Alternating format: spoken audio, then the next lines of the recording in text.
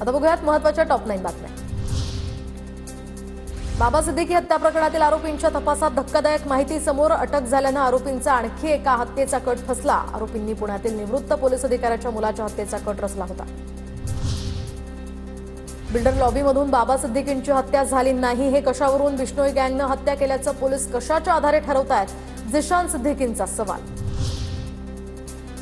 कुख्यात गुंड अरुण गवळीला 28 दिवसांची संचित रजा मंजूर, तर उच्च न्यायालयाच्या नागपूर खंडपीठाचा हा निर्णय। दाभोळकर हत्या प्रकरणातील आरोपीच्या सुटकेविरोधातील अपीलाला आता आक्षेप, तर पुण्याच्या विशेष सत्र न्यायालयाच्या निर्णयाला दाभोळकर कुटुंबियांकडून उच्च न्यायालयात आव्हान। छत्रपती संभाजीनगर महापालिका निवडणुकीसाठी भाजपची रणनीती ठरली, तर पालिका निवडणुका स्वबळावरच लढणार असल्याचं चंद्रशेखर बावनकुळेंकडून स्पष्ट। भाजपचा महापौर करण्यासाठी प्रयत्न करण्याच्या सुद्धा बावनकुळेंकडून सूचना। रत्नागिरीमधील ठाकरे गटाच्या पदाधिकारी आणि कार्यकर्त्यांचा शिंदे गटात प्रवेश, आमदार किरण सामंतांच्या उपस्थितीत पक्षप्रवेश।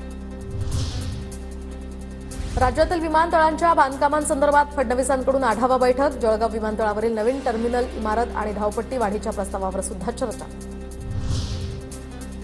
कोल्हापुरातील विशाळगड 5 महिन्यांनंतर पर्यटकांसाठी खुला, 2024च्या जुलैमध्ये झालेल्या दंगलीनंतर आता किल्ले विशाळगड पर्यटकांमध्ये बंद केला होता, तर गडावर मांसाहार करण्यास तसंच संध्याकाळी 5 नंतर थांबण्यास आता बंदी।